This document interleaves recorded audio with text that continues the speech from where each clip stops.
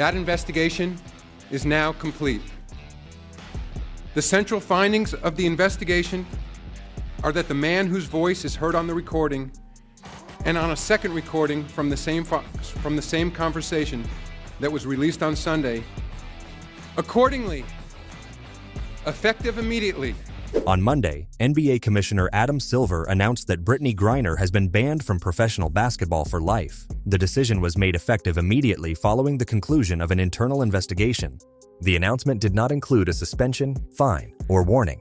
It was a lifetime ban, permanent removal from all WNBA-related activity. Griner, who has been one of the most prominent names in women's basketball for over a decade, is now no longer part of the league in any capacity.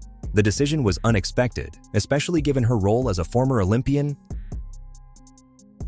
The league's statement cited multiple serious violations of WNBA conduct policies and evidence of compromised competitive integrity. According to Silver, the situation had escalated to a level that required decisive action. Since the announcement, various reports have emerged, internal memos and anonymous player testimonies, that suggest the issue runs deeper than initially understood. In this video, we will walk through what happened, how the situation developed, and what the ban means for Griner and the WNBA going forward. The league's announcement came during a short, untelevised press briefing held at league headquarters. Adam Silver stated that, following a completed investigation, Brittney Griner was being banned from the WNBA for life. There was no formal lead-up to the decision, no suspension or disciplinary progression. The WNBA issued a short statement to media outlets confirming that the decision was final and would not be revisited. The press release cited serious and repeated violations of league policy, including what it described as actions that interfered with fair competition and undermined the integrity of WNBA operations. Griner was not present at the press briefing. No official comment was issued by her team or representation at the time of the announcement. The WNBA did not release full details of the investigation but stated that audio evidence, digital correspondence, and internal reports had formed the basis of their conclusion. The decision was backed by the NBA Commissioner's Office, a rare crossover involving both leagues. The WNBA Players Association issued a brief response saying it would review the situation further, but no public defense of Griner was made. The announcement marked one of the most direct and irreversible disciplinary actions in WNBA history. Brittney Griner has been one of the most recognizable names in women's basketball for over a decade. She played her college career at Baylor University, where she won a national championship and received multiple National Player of the Year awards. She entered the WNBA in 2013 as the first overall draft pick. Griner became known for her height, athleticism, and defensive dominance. She led the league in blocks multiple seasons and became one of the few players in WNBA history to regularly dunk during games. Off the court, she was featured in endorsement deals, magazine covers, and WNBA marketing campaigns. Internationally, Griner represented the United States at the Olympics and helped bring home gold medals. Her role extended beyond basketball. She often appeared in league promotional materials and was considered one of the WNBA's primary public figures. Her detention and legal troubles in Russia in 2022 brought additional media attention.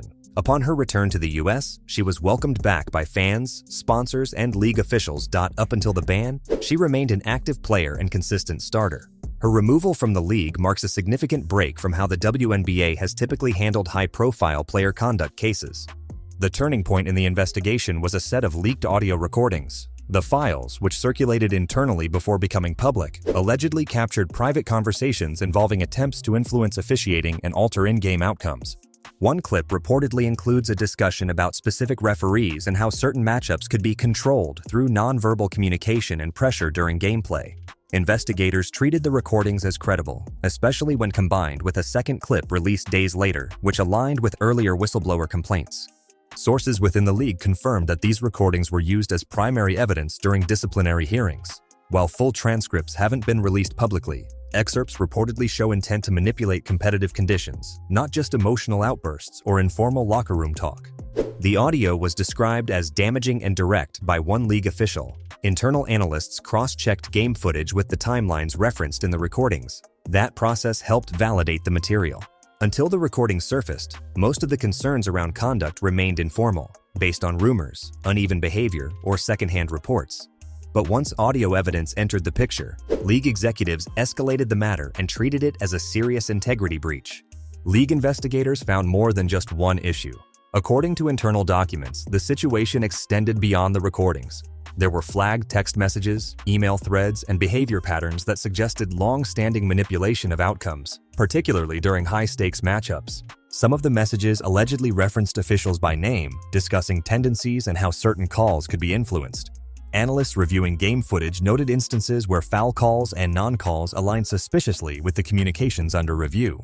The findings led to administrative suspensions of 2 game officials, termination of 1 back-office employee, and a formal review of officiating practices across the league. There were also signs that information about team strategies and player tendencies may have been exchanged through unofficial channels. While there's no indication this was a coordinated league-wide scheme, the evidence pointed to a small circle of individuals engaging in conduct that violated competitive fairness policies.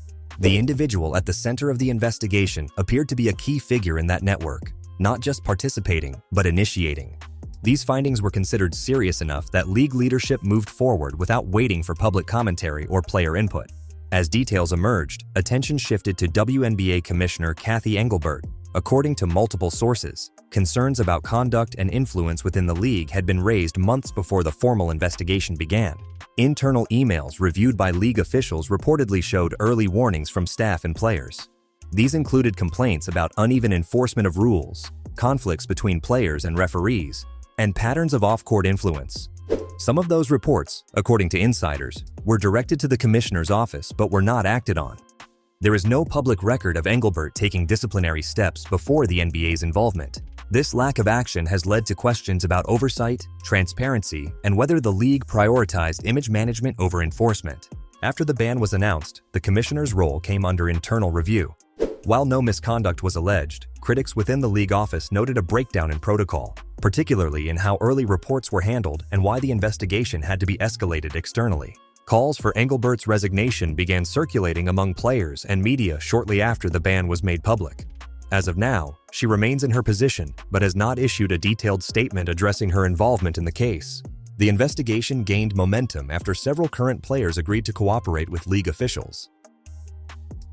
And Sophie Cunningham, both considered rising figures in the sport. Their participation added credibility to the internal inquiry. According to reports, both players provided testimony during closed-door sessions. They outlined instances where game environments felt irregular, including officiating inconsistencies, momentum shifts that didn't align with gameplay, and what they described as unspoken advantages benefiting certain teams. What stood out was that these weren't just opinions or personal frustrations. The players referenced specific games, situations, and patterns. Their accounts were reportedly backed by video timestamps, messages, and in one case, internal audio clips played during the session. Their decision to come forward was described by league sources as a turning point. It removed the issue from speculation and gave investigators first-hand insight from players on the court. No accusations were made directly against teammates or coaching staff, but the testimonies pointed toward a culture where certain actions were tolerated for the sake of preserving star status or league marketability. These sessions ultimately helped justify the disciplinary outcome and raised further concerns about accountability within the league structure. Following the announcement of the lifetime ban, legal representatives for the former player issued a formal response. In their statement, the defense team called the decision unjustified, procedurally inconsistent, and motivated by internal politics rather than facts. Attorneys have requested full access to the investigation materials, including the original recordings, internal communications, and testimony transcripts. They've also indicated that they are considering legal action against both the league and specific individuals involved in the inquiry. The defense argues that the disciplinary process lacked transparency. They claim their client was not given a fair opportunity to respond to the allegations before the decision was finalized.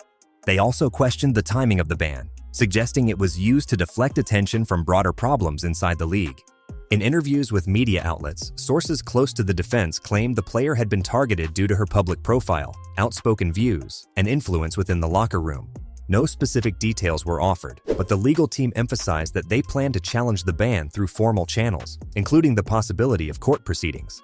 As of now, no appeals process has been scheduled, and the league has declined to comment further. The WNBA now faces serious questions about oversight and credibility. The lifetime ban remains in place, and legal appeals are expected. Sponsors and fans are watching closely as the league prepares internal reforms and reviews. No timeline has been set for further updates. Whether this marks a turning point or just the beginning of deeper issues remains to be seen. For now, the league moves forward without one of its most recognizable players.